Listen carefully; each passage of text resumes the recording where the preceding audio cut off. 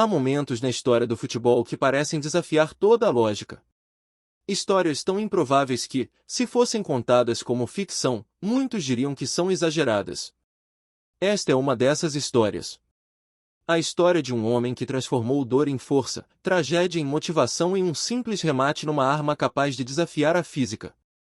Um homem que dominou o caos quando o resto do mundo se rendia à confusão. Um homem chamado Diego Forlán. Em 2010, o mundo inteiro estava concentrado na África do Sul. O campeonato do mundo prometia emoções inesquecíveis, mas havia um protagonista inesperado que roubava manchetes antes mesmo de a bola começar a rolar. O seu nome era Jabulani. A famosa bola do Mundial tornará-se um pesadelo. Guarda-redes reclamavam. Avançados desesperavam. Treinadores criticavam. Jornalistas discutiam. Ninguém conseguia prever a trajetória daquela bola. Ela mudava de direção no ar, acelerava de forma estranha e parecia desafiar qualquer explicação. Mas enquanto alguns viam um problema, havia um jogador que parecia sorrir perante o desafio. Diego Forlán. Enquanto estrelas de todo o planeta procuravam desculpas, ele procurava soluções. E talvez seja exatamente por isso que a sua história seja tão especial. Porque Diego Forlán nunca teve uma vida fácil. Nunca recebeu nada de graça. Nunca foi o favorito. Nunca foi o escolhido. Tudo aquilo que conquistou foi construído com sacrifício. Muito antes de se tornar o melhor jogador do Mundial, muito antes de conquistar a Europa, muito antes de fazer estádios inteiros explodirem de emoção, Diego era apenas um rapaz uruguaio que tinha um sonho completamente diferente. Poucos sabem, mas o futebol nem sequer era sua primeira paixão. Nascido numa família onde o futebol corria nas veias, parecia inevitável que seguisse esse caminho. O avô tinha treinado a seleção uruguaia.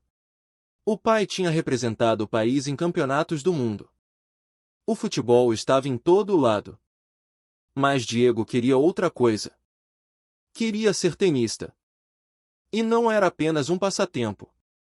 Era realmente talentoso.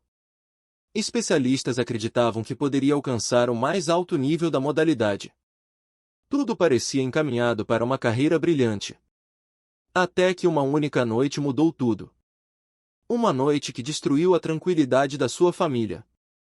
Uma noite que alterou para sempre o destino daquele rapaz.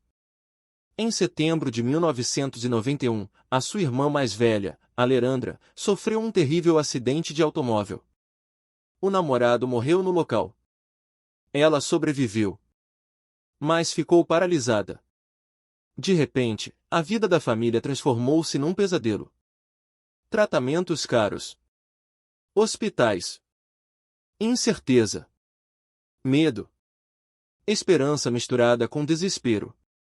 Numa cama de hospital, Alejandra enfrentava uma nova realidade. E foi ali que aconteceu um dos momentos mais importantes da história de Diego Forlán. Com apenas 12 anos, entrou naquele quarto. Olhou para a irmã. Viu o sofrimento. Viu a luta. E fez uma promessa. Uma promessa que mudaria a sua vida. Disse que se tornaria uma estrela do futebol. Disse que ganharia dinheiro suficiente para garantir os melhores médicos do mundo. Disse que faria tudo para ajudá-la. Naquele instante, o rapaz que sonhava com os couros de tênis guardou a raquete. E escolheu outro caminho. Um caminho muito mais difícil. Um caminho cheio de obstáculos. Mas um caminho que tinha um propósito. A partir desse momento, Diego começou a trabalhar como poucas pessoas conseguem imaginar. Enquanto outros adolescentes saíam para se divertir, ele permanecia nos campos. Enquanto os amigos descansavam, ele treinava. Enquanto muitos confiavam no talento, ele apostava na disciplina. Foi então que nasceu aquilo que mais tarde se tornaria sua marca registrada. A obsessão pela melhoria. Diego analisava as próprias fraquezas. Identificava cada detalhe que precisava corrigir. E trabalhava até a exaustão. A sua perna esquerda não era tão forte quanto a direita. Para muitos jogadores, isso seria apenas uma característica. Para Diego, era um problema a resolver. Centenas de vezes. Milhares de vezes. Uma e outra vez. Direita. Esquerda. Direita. Esquerda. Até que ambas se tornaram armas letais. A precisão tornou-se assustadora. O controlo tornou-se quase sobrenatural. Aquilo não era talento puro. Era dedicação. Era repetição.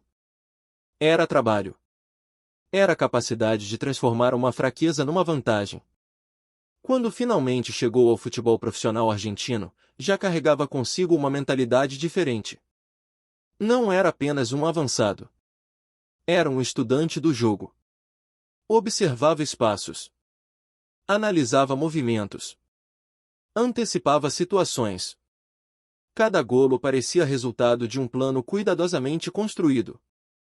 O seu crescimento foi rápido. As exibições começaram a chamar a atenção. Clubes europeus observavam. O futuro parecia brilhante. E então surgiu uma oportunidade impossível de ignorar. A Premier League. O Manchester United. Sir Alex Ferguson. Um dos maiores treinadores da história. Um dos clubes mais prestigiados do planeta. Para qualquer jovem jogador, parecia um sonho. Mas os sonhos nem sempre começam da forma que imaginamos. Quando chegou à Inglaterra, Diego encontrou uma realidade brutal. O ritmo era diferente. A pressão era enorme.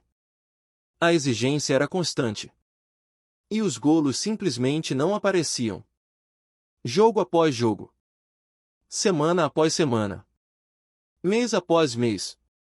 O silêncio aumentava. As críticas multiplicavam-se. Os jornais ridicularizavam-no. Os adeptos começavam a perder a paciência. 27 jogos consecutivos sem marcar. 8 meses sem um golo. Uma eternidade para um avançado. Muitos teriam desistido. Muitos teriam quebrado. Mas Diego Forlán já tinha enfrentado desafios muito maiores na vida.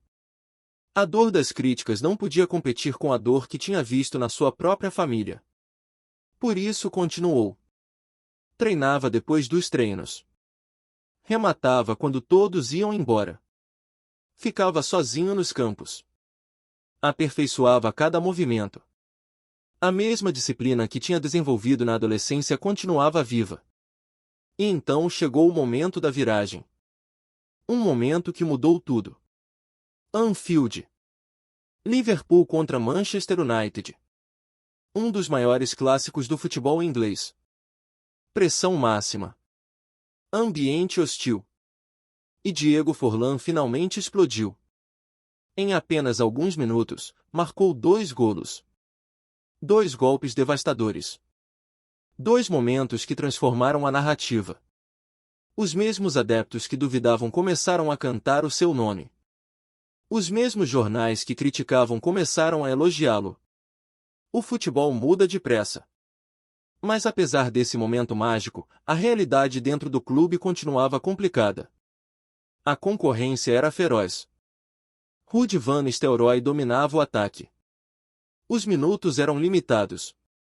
As oportunidades eram escassas. E pouco a pouco tornou-se evidente que precisava de um novo começo. Precisava de um lugar onde pudesse respirar. Onde pudesse jogar. Onde pudesse mostrar realmente quem era. Esse lugar apareceu em Espanha. Vila Real. Uma cidade pequena. Um clube modesto. Uma aposta arriscada. Mas por vezes é preciso afastar-se dos holofotes para encontrar a própria luz. Foi exatamente isso que aconteceu. Em Espanha, Diego floresceu. Pela primeira vez em muitos anos, sentiu confiança total. A equipa jogava para as suas características. Os companheiros entendiam os seus movimentos. O futebol voltava a ser divertido. E os golos começaram a surgir em avalanche. Remates de longe. Finalizações rápidas. Golos impossíveis. Golos inesquecíveis. Defesas desesperavam. Treinadores procuravam respostas. Mas ninguém conseguia travar aquela máquina. A Europa começou a prestar atenção. A bota de ouro chegou. Os recordes acumulavam-se. O Villarreal deixou de ser apenas uma surpresa. Transformou-se numa ameaça real. Na Liga dos Campeões, o clube alcançou feitos históricos. E Diego estava no centro de tudo. Cada golo aumentava sua reputação. Cada exibição fortalecia o seu legado. Mas ainda havia espaço para mais. Muito mais. Em 2007, surgiu um novo capítulo. Atlético de Madrid. Uma equipe histórica. Uma massa adepta apaixonada. Uma cidade que respirava futebol. E, mais importante, um jovem talento chamado Sérgio Agüero. A parceria foi imediata. Perfeita. Agüero destruía defesas com dribles. Forlán destruía redes com remates. Era poesia futebolística. Era velocidade combinada com inteligência. Era criatividade combinada com eficácia. Os adversários sofriam. Os adeptos vibravam. E Diego